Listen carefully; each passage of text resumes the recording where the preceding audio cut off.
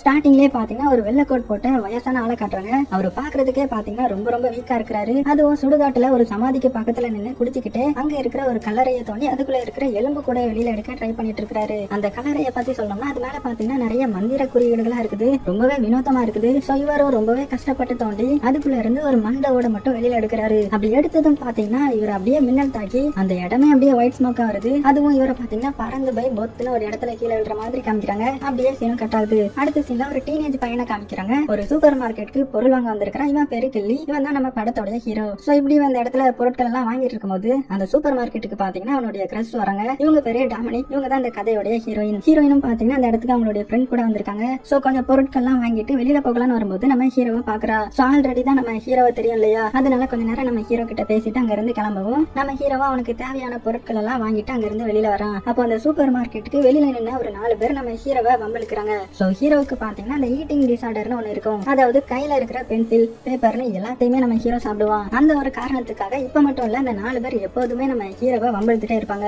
So இப்ப கூட பாத்தீங்கன்னா நம்ம ஹீரோவை பயங்கரமா வம்பிழுத்து பயங்கரமா கிண்டல் பண்ணிட்டு இருக்கோம். அதை பார்த்து நம்ம ஹீரோயின் ஹீரோவை காப்பாத்துறதுக்காக அந்த 4 பேரையும் பயங்கரமா திட்டுறா. இதனால கோவமான அந்த 4 பசங்களும் என்ன பண்றாங்கன்னா நம்ம ஹீரோவை தூக்கி பக்கத்துல இருக்கிற டஸ்ட்பின்குள்ள தலைகீழா தூக்கி போட்டுறாங்க. இதை கவனிச்சதுக்கு அப்புறம் தான் அந்த கடையோட ஓனரே வெளியில வந்து பயங்கரமா திட்டுறாரு. உடனே அந்த 4 பசங்களும் அங்க இருந்து ஓடி போயிடுறாங்க. இப்படி இருக்க அடுத்த நாள் ஆகுது. நம்ம ஹீரோ எப்போதும் போல ஸ்கூலுக்கு வரா. அந்த 4 பசங்களும் அதே ஸ்கூல்ன்றதுனால ஹீரோவை டஸ்ட்பின்குள்ள தூக்கி போட்ட வீடியோவை இன்டர்நெட்ல போட்டு எல்லாத்துக்கிட்டையும் காமிச்சு நம்ம ஹீரோவை கிண்டல் பண்ண ஆரம்பிக்கிறாங்க. இதனால அந்த இடத்த விட்டு நம்ம ஹீரோ பாத்தீங்கன்னா ரொம்பவே சோகமா ஓடி போயிடுறான். இது ஒரு பக்கம் நடக்க இன்னொரு பக்கம் பாத்தீங்கன்னா ரெட் எல்க் அப்படின்ற ஒரு மந்திரவாதி மந்திர குறியீடுகள் குறிக்கப்பட்ட அந்த கல்லறைக்கு வந்து இதை யாரோ தோண்டி வெளியில எடுத்திருக்காங்கன்றத கண்டுபிடிக்கிறான். அப்புறமா அந்த கல்லறையில இருக்கிற சாம்பலை கையில எடுத்து முகத்துல தேய்ச்சிக்கிட்டு ப்ரே பண்ண ஆரம்பிக்கிறான்.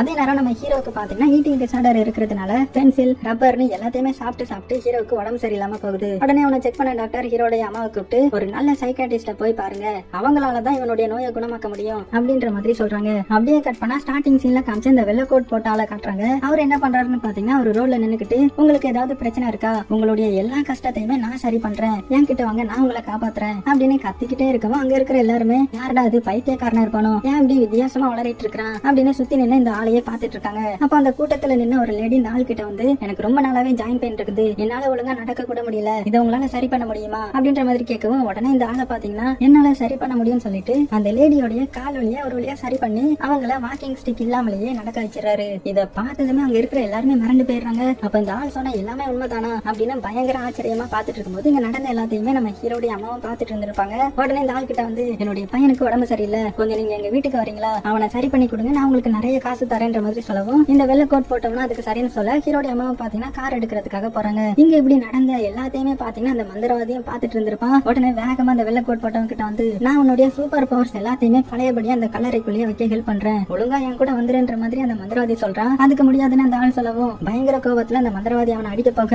ஆனா என்னாச்சுன்னு பாத்தீங்கன்னா மந்திரவாதி அந்த ஆளை அடிச்சா இந்த மந்திரவாதிக்கு தான் அந்த அடி விழுது. சோ இதுல இருந்து இந்த சூப்பர் பவர் இருக்கிறவங்களை யார் அடிச்சாலுமே அடிச்சவங்களுக்கு தான் வலிக்கும்ன்றது நல்லாவே தெரியுது. உடனே அந்த மந்திரவாதி நீ அந்த கல்லறையில இருந்து எடுத்துக்கிட்ட பவர்ஸ் எல்லாமே நல்லதுல போய் முடியாது, உன்னுடைய உயிருக்கு ஆபத்தா முடியும் அப்படின்னு எவ்வளவோ வான் பண்றான். ஆனா அவன் சொல்ற எதையுமே காதுல வாங்காம அந்த கோட் போட்டவன் ஹீரோடைய வீட்டுக்கு கிளம்பிடுறான். சோ ஹீரோடைய வீட்டுக்கு வந்ததுமே ஹீரோவை செக் பண்ணி பாக்குறான். அப்படி இந்த ஆளு நம்ம ஹீரோவை தொடவும் பாத்தீங்கன்னா அவனுக்கு பயங்கரமா ஷாக் அடிக்குது. உடனே ஹால்ல இருந்து பாத்ரூமுக்கு வந்து நல்லா குடிச்சிட்டு கொஞ்சம் கொக்கைன் எல்லாம் எடுத்துக்கிட்டு மறுபடியும் நம்ம ஹீரோ பக்கத்துல வந்து எப்படி நமக்கு ஷாக் அடிக்குது அப்படின்னு சொல்லி மறுபடியும் நம்ம ஹீரோவத்தோட இந்த வாட்டியும் பாத்தீங்கன்னா பயங்கரமா ஷாக் அடிச்சிருது. அவருடைய வாயில இருந்த சிகரெட் ஹீரோடைய மேல விழுந்து இவனுக்கு பாத்தீங்கன்னா அது நல்லா காயம் ஏற்படுது. ஆனா அந்த வெள்ளை கோட் போட்ட ஆளுக்கு பயங்கரமா ஷாக் அடிச்சிருக்கும்ல, அதனால அவர் வழியில கத்திக்கிட்டே கீழே மயங்கி விழுந்து அந்த இடத்துல பாத்தீங்கன்னா இறந்து போயிடுறாரு. இவர் இப்படி இறந்து போகவும் ஹீரோவுக்கு பாத்தீங்கன்னா திடீர்னு அவனுடைய உடம்புக்குள்ள ஏதோ ஒரு பவர் கிடைச்ச மாதிரி ஃபீல் பண்றான். அது போக இவர் இப்படி திடீர்னு இறந்து போயிட்டாரு இல்லையா, அதனால போலீஸ்க்குலாம் இன்ஃபார்ம் பண்றாங்க. உடனே போலீஸ் இவங்க வீட்டுக்கு வந்து அந்த ஆளுடைய டெட் பாடி எடுத்துக்கிட்டு ஹீரோடைய அம்மா கிட்டையும் போன் நம்பர் தாங்க, எங்களுக்கு டவுட் வந்தா நாங்க உங்களை விசாரிக்கணும் அப்படின்னு சொல்லிட்டு வாங்கிட்டு போறாங்க. சோ வீட்டுக்குள்ள வந்து ஹீரோ மேல இருந்த காயம் எல்லாம் சீக்கிரமே சரியாகி சிகரெட் விழுந்த தடமே இல்லாம இருக்கிறத பாக்குறான். சோ ரொம்பவே ஆச்சரியப்படுறான். இதே மாதிரி நாட்கள் போக போக ஹீரோக்கு என்ன அடிபட்டாலுமே உடனே அது சீக்கிரமாவே சரியாகுது. அப்படி ஒரு நாள் என்ன ஆகுதுன்னா ஹீரோ ரோட்ல வந்துட்டு இருக்கும்போது எப்போதுமே நம்ம ஹீரோவை வம்பிழுக்கிற குரூப்ல ரீடுன்ற பையன் வேண்டப்பனே வந்து நம்ம ஹீரோடைய வயிற்றுலயே குத்துறான். ஆனா நம்ம ஹீரோக்கு தான் இப்ப சூப்பர் பவர் இருக்குது இல்லையா, அதனால இவனுக்கு அடி விழாம அந்த ரீடுக்கு தான் அடி விழுது. சோ நம்ம ஹீரோ தான் என்னமா பண்ணிட்டான்னு கோவப்பட்டு மறுபடியும் பக்கத்துல இருந்த கட்டையை எடுத்து நம்ம ஹீரோடைய தலையிலேயே பயங்கரமா அடிக்கிறான். இப்பவும் பாத்தீங்கன்னா அந்த அடி இவனுக்கு விழுந்து வழியில கத்த ஆரம்பிக்கிறான். ஆனா நம்ம ஹீரோவுக்கு ஒண்ணுமே ஆகல. இதுல இருந்து என்ன தெரியுதுன்னா அந்த கோட் போட்ட ஆளுக்கு கிடைச்ச எல்லா பவருமே நம்ம ஹீரோவுக்கு வந்துட்டுன்றது தெரியுது. சோ நமக்கு இந்த மாதிரி ஒரு சூப்பர் பவர் கிடைச்சிருச்சு அப்படின்னு நம்ம ஹீரோ ரொம்பவே சந்தோஷப்படுறான். அது போக அவனுக்கு பாத்தீங்கன்னா இந்த ஊர்ல பக்கத்துலயே ஒரு பீஸா கடையில வேலையும் கிடைச்சிருக்கும். சோ அத ரொம்பவே சந்தோஷமா அவனுடைய அம்மா கிட்ட போய் சொல்றான். இப்படி இருக்க அன்னைக்கு ஈவினிங் ஹீரோடைய வீட்டுக்கு பாத்தீங்கன்னா ரீடோ அவனுடைய அப்பாவும் வராங்க. ரீடோடைய அப்பா ஹீரோடைய அம்மாவை பார்த்து, உங்க பையன் என் பையனை பயங்கரமா அடிச்சிருக்கான், எனக்கு இது ஷாக்கிங்கா தான் இருக்குது, எப்போதுமே உங்க பையன் தானே அடி வாங்குவான், இன்னைக்கு எப்படி என்னுடைய பையனை அடிச்சான் அப்படின்ற மாதிரி நக்கலா சொல்றாரு. இதை கேட்டதுமே ஹீரோடைய அம்மா பயங்கரமா திட்டிட்டு கதவை சாத்திடுறாங்க. சோ அங்க இருந்து ரீடோ அவனுடைய அப்பாவும் கிளம்பவும் நம்ம ஹீரோ என்ன பண்ணிடுறான்னா அவனுக்கு கிடைச்ச சூப்பர் பவர்ஸை பத்தி அவனுடைய அம்மா கிட்ட சொல்லிடுறான். அவங்களுக்கு இதை கேட்டதும் பயங்கர ஷாக்கிங்கா இருக்குது. சோ ஹீரோவை அடிச்சு பாக்குறாங்க. அப்ப அது அவங்களுக்கே திரும்புது. இதனால பயங்கர ஆச்சரியப்படுறாங்க. அதே நேரம் ஹீரோ கிட்ட இந்த பவர்ஸ் எப்போதுமே வெளி உலகத்தோட கவனத்துக்கு போகவே கூடாதுன்ற மாதிரி அபியாசம் பண்றாங்க. இது அப்படியே முடிஞ்சு அடுத்த நாள் ஆகுது. ஹீரோ ஸ்கூலுக்கு வரான். அப்போ ஹீரோவை ஒருத்தன் கிக் பண்ணவும் அந்த கிக் பாத்தீங்கன்னா அவனுக்கே ரிட்டர்ன் ஆகுது. இப்படி இருக்க அன்னைக்கு நைட்டு பாத்தீங்கன்னா ஸ்கூல்ல ஒரு பார்ட்டி நடக்குது. அங்க நம்ம ஹீரோயின் நின்னுட்டு இருக்கும்போது ரீடோடைய பிரதர் நெல்சன் வந்து ஹீரோயினை திடீர்னு தூக்கி அவகிட்ட கலாட்டா பண்ணிட்டு இருக்கான். இதை பார்த்ததுமே நம்ம ஹீரோவுக்கு வந்து பாத்தீங்கன்னா பயங்கரமான கோவம் வந்துருது. உடனே நெல்சன் கூட சண்டைக்கு போறான். ஆனா அங்க இருக்கிற இந்த நெல்சனுடைய அப்பா வந்து சண்டையை தடுத்து இவங்க ரெண்டு பேரையும் வீட்டுக்கு அனுப்பி வச்சிடறாரு. சோ இப்படி இருக்க நெல்சன், பிராட், ரீடுன்னு எல்லாரும் கார்ல வீட்டுக்கு வந்துட்டு இருக்காங்க. அதே டைம்ல நம்ம ஹீரோவும் சைக்கிள்ல வீட்டுக்கு போயிட்டு இருக்கான். சோ ஹீரோவை பார்த்ததுமே இவனை நம்ம காரை வச்சு இடிச்சிடலாம், நம்ம மேல இருக்கிற பயம் இவனுக்கு குறைஞ்சிக்கிட்டே வருது. சோ இவனுக்கு சரியான பாடம் புகுத்தலாம்னு சொல்லிட்டு வேகமா காரை ஓட்டிட்டு வந்து ஹீரோ மேல இடிக்கிறாங்க. ஆனாலும் பாத்தீங்கன்னா நம்ம ஹீரோ தடுமாறி கீழே விழாம சைக்கிள் ஓட்டிட்டு போயிட்டு இருக்கான். சோ டென்ஷன் ஆன பிராட் என்ன பண்றான்னு பாத்தீங்கன்னா ரொம்பவே வேகமா காரை ஓட்டுறான். இதனால காரையும் பாத்தீங்கன்னா கண்ட்ரோல் மீறி வேகமா போகுது. சோ வந்த வேகத்துல நம்ம ஹீரோவை இடிச்சு அவன் மேலேயே பாத்தீங்கன்னா இந்த கார் ஏறிடுது. ஆனா பார்த்தா கார்ல இருந்து புகையா வருது. புகையெல்லாம் கிளியர் ஆனதுக்கு அப்புறம் பார்த்தா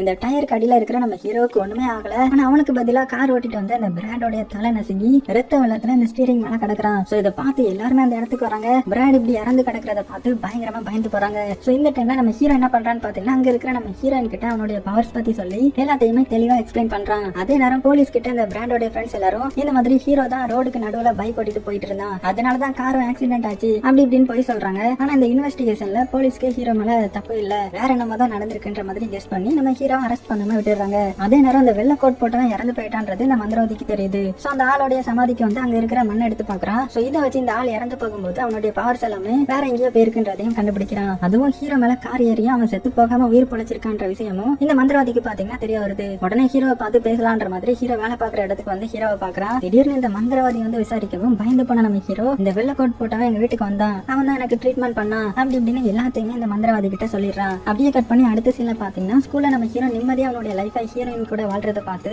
அந்த மோசமான பசங்களுக்கு பாத்தீங்கன்னா பொறாமையா இருக்குது. அதனால இந்த பிராடோடைய இறப்புக்கு நம்ம ஹீரோவை பழி வாங்கணும்ன்ற மாதிரி நினைக்கிறாங்க.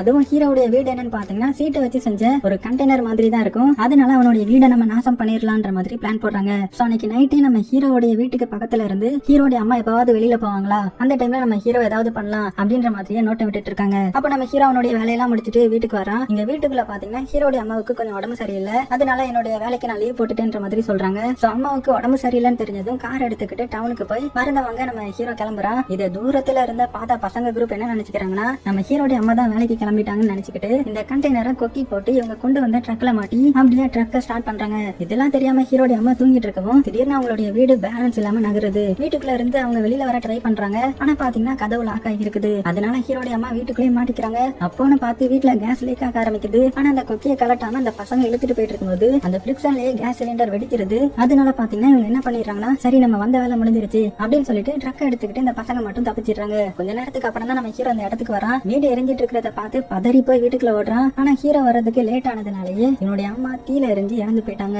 சோ இது நம்ம ஹீரோவுக்கு பயங்கரமா பாதிக்குது. பேய் எறிஞ்ச மாதிரியே இருக்கிறான். சோ ஹீரோவை ஹாஸ்பிட்டல்ல சேர்த்த போலீஸ் ஆபீசர் இவன் தங்குறதுக்கு ஒரு புது இடம் கிடைக்கிற வரை இந்த ஹாஸ்பிட்டல்லையே இருக்கட்டும்ன்ற மாதிரி டாக்டர் கிட்ட சொல்லிடுறாங்க. இப்படி இருக்க இந்த போலீஸ் ஆபீசரை அந்த மந்திரவாதி மீட் பண்ணி பேசுறான். அதாவது இந்த ஆபீசரும் மந்திரவாதியும் ஒரே ஊருன்றதுனால இவரையும் பாத்தீங்கன்னா நல்லா பேசுறாரு. அப்போ ஹீரோவுக்கு இருக்கிற பவர் பத்தி அந்த மந்திரவாதி சொல்லவும் இந்த காலத்துல போய் இன்னும் சூப்பர் பவர்ஸ் மேஜிக்னு பேசிட்டு இருக்கீங்களே, அதெல்லாம் நம்ம கொள்ளு தாத்தா காலத்திலேயே அழிஞ்சு போயிட்டு சோ ஏதாவது பேசணும்னு பேசாதீங்கன்னு சொல்லவும், ஓ அப்படியா, ஒரு நாள் என்னுடைய ஹெல்ப் உனக்கு தேவைப்படும், அந்த டைம்ல நீ என்ன கான்டாக்ட் பண்ண சரியா அப்படின்னு சொல்லிட்டு அந்த மந்திரவாதி அங்க இருந்து கிளம்பி போயிடுறாரு. அடுத்தது என்ன நடக்குதுன்னு பாத்தீங்கன்னா ஹீரோடைய அம்மாவுக்கு ஃபியூனரல் நடக்குது. சோ ஹீரோ பயங்கரமா ஃபீல் பண்ணி அழுகிறான். ஹீரோயின் ஹீரோ பக்கத்துல போய் ஆறுதல் சொல்றா. உடனே நான் இனிமேல் இந்த ஊர்லயே இருக்க கூடாதுன்னு முடிவு பண்ணிட்டேன், இந்த டவுனை விட்டு வேற இடத்துக்கு போக போறேன்ற மாதிரி சொல்ல நம்ம ஹீரோயின் தான் இவனை சமாதானப்படுத்தி நீ இங்கே தான் இருக்கணும், ப்ளீஸ் இங்க இருந்து எங்கேயுமே போயிடாத அப்படின்ற மாதிரி சொல்லி கன்வின்ஸ் பண்ணிட்டு அங்க இருந்து கிளம்பிடுறாங்க. அப்ப நம்ம ஹீரோ என்ன பண்றான்னு பாத்தீங்கன்னா அந்த இடத்துக்கு பக்கத்துலயே இந்த வெள்ளை கோட் போட்ட ஆளுடைய சமாதிக்கு வந்து அங்க இருக்கிற ஒரு வீடு எடுத்து சாப்பிடுறான். அதை சாப்பிட்டதுமே ஹீரோ பயங்கரமா வாமிட் பண்ண ஆரம்பிக்கிறான். இந்த வீடு வந்து இவனுக்கு சுத்தமா செட் ஆகாது போல.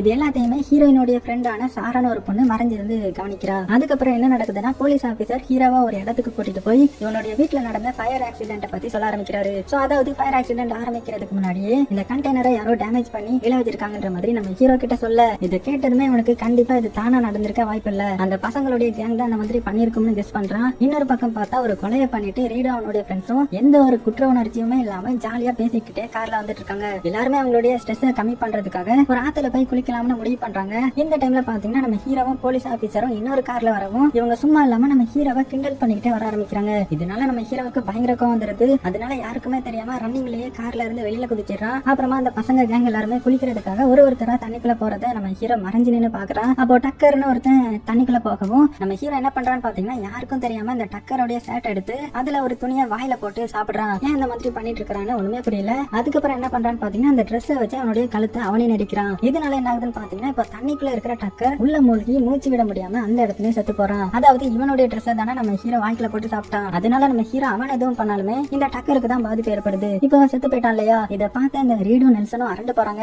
அப்ப நம்ம ஹீரோ எந்திரிச்சு நான் தான் அவனை என்னுடைய சூப்பர் பவரை வச்சு கொலை பண்ணேன், உங்களால என்ன பண்ண முடியும் அப்படின்னு நக்கல சொல்றான். உடனே ஹீரோவை பார்த்து பயந்து ரீட் அங்கிருந்து ஓடி போகும்போது ஹீரோ என்ன பண்றான்னா நெல்சனோட சேட்டை கையில எடுக்கவும் ஓடி போன ரீட் கரெக்டா போலீஸ் ஆபீசரை கூட்டிட்டு அந்த இடத்துக்கு வந்துடுறான். சோ நம்ம ஹீரோவால நெல்சனை கொலை பண்ண முடியாம போகுது. சோ தப்பிச்சா போகுதுன்னு சொல்லிட்டு அங்க இருந்து ஓடி போயிடுறான். இப்போ இங்க வந்த போலீஸ் ஆபீசர் கிட்ட இந்த மாதிரி ஹீரோ தான் அவனுடைய பவரை வச்சு இவனை கொலை பண்ணா அப்படின்னு சொல்லவும் இதை நம்பாத அந்த போலீஸ் ஆபீசரும் நீங்களே உங்களுடைய ஃப்ரெண்டை கொண்டுட்டு அவன் மேல பழி போட பாக்குறீங்களா அப்படின்ற மாதிரி சொல்றாரு. அப்படியே சீன் கட் ஆகுது. இப்படி இருக்க அடுத்த நாள் ஆகுது. கெமிஸ்ட்ரி லேப்ல எல்லாரும் இருக்காங்க. அப்ப அங்க வர நம்ம ஹீரோ வேனுக்குமே இந்த டக்கரோட ஃப்ரெண்ட் டோனியா வம்புக்கு இழுக்கிறான். சோ ஹீரோடைய மோட்டிவ் என்னன்னு பாத்தீங்கன்னா டோனி வாயாலேயே அவங்க தான் ஹீரோடைய அம்மாவை கொலை பண்ணாங்கன்றத ஒத்துக்க வைக்கணும்ன்ற மாதிரி நினைக்கிறான். இதை புரிஞ்சுக்கிட்ட நெல்சன் டோனியை தடுக்க, ஆனா ஹீரோ இன்னுமே அவனை கோவப்படுத்தணும்ன்றதுக்காக டோனியோடைய கேர்ள் ஃப்ரெண்ட் சாராவை கிண்டல் பண்ணவும் டென்ஷன் ஆன இந்த டோனியை பாத்தீங்கன்னா பக்கத்துல இருந்து ஆசிட் எடுத்து ஹீரோடைய முகத்துல வீசுறான். ஆனா அந்த ஆசிட் ஊத்துனதுனால ஹீரோவுக்கு ஒண்ணுமே ஆகாம இந்த டோனியோடைய முகம் பாத்தீங்கன்னா எரிஞ்சு போகுது. வழியில பயங்கரமா அலறிக்கிட்டே கீழே விழுந்து ஒரு கட்டத்துல அவனும் பாத்தீங்கன்னா இறந்து போறான். இதை பார்த்து கோவத்துல சாரா நம்ம ஹீரோவை அடிக்கவும் அந்த அடியும் பாத்தீங்கன்னா சாராவுக்கே திரும்புது.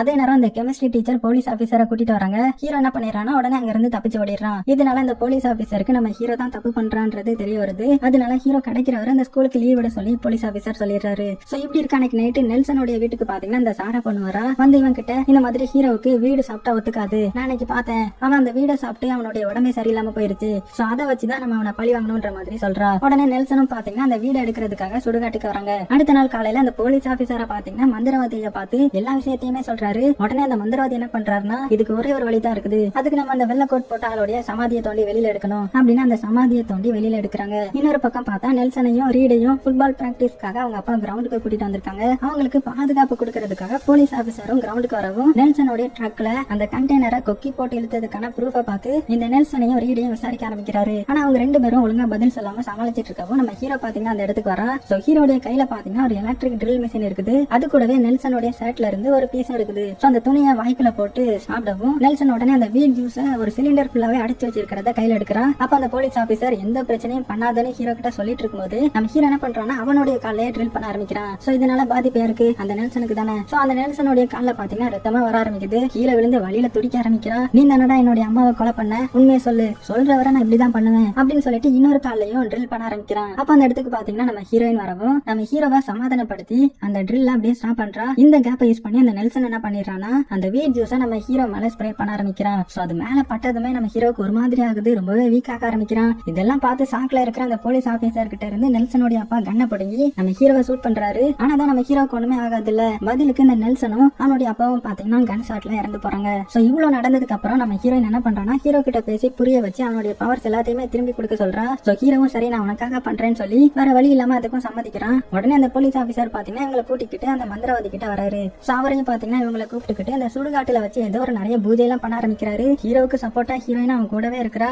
இப்ப மந்திரம் சொல்ல சொல்ல நம்ம ஹீரோ அப்படியே துடிக்க ஆரம்பிக்கிறான். அதுவும் பயங்கர வீக் ஆக ஆரம்பிக்கிறான். இதை பார்த்தா நம்ம ஹீரோயின் மந்திரத்தை உடனே நிறுத்துங்கன்ற மாதிரி கத்த ஆரம்பிக்கிறான். ஆனா ஹீரோயின் சொல்றதை யாருமே கேட்க மாட்டேங்கிறாங்க. அப்ப அந்த இடத்துக்கு நிறைய போலீஸ் ஆபீசர் வந்து எல்லாத்தையுமே நிறுத்தி மரியாதையா சரண்டர் ஆகிருங்கன்ற மாதிரி சொல்லவும் ஹீரோவும் ஹீரோயினும் இங்க இருந்து தப்பிச்சா போதுன்னு சொல்லி ஓட ஆரம்பிக்கிறாங்க. அப்ப அங்க இருக்கிற போலீஸ் எல்லாருமே இவங்களை ஷூட் பண்ண ஆரம்பிக்கிறாங்க. இதனால நம்ம ஹீரோயினுக்கு பயங்கரமா அடிபடுறது. ஆல்ரெடி நம்ம ஹீரோ வீக்கா தானே இருந்தான், அதனால அவனும் ரொம்ப ரொம்ப வீக்கா இருக்கிறான். இருந்தாலும் அவன் சாகுறதுக்கு முன்னாடி நம்ம ஹீரோயினுக்கு கிஸ் பண்ணிட்டு ஹீரோயின் இறந்த கோவத்துல அங்க இருந்த வெள்ளக்கோட் போட்டவனுடைய அழுகி போன உடம்ப சாப்பிட்டுட்டு அப்படியே ஹீரோவும் பாத்தீங்கன்னா இறந்து போறான். இப்ப ஹீரோடைய பாடியையும் ஹீரோயினுடைய பாடியையும் ஒரு ஆம்புலன்ஸ்ல ஏத்தி கொண்டு போறாங்க. சோ அடுத்தது என்ன நடக்குதுன்னா இறந்து போன நம்ம ஹீரோயின் திடீர்னு கண்ணு முழிச்சு எழுந்திருக்கிறா. நம்ம ஹீரோடைய எல்லா பவரும் ஹீரோயினுக்கு வர மாதிரி காமிச்சு இந்த படத்தை முடிக்கிறாங்க.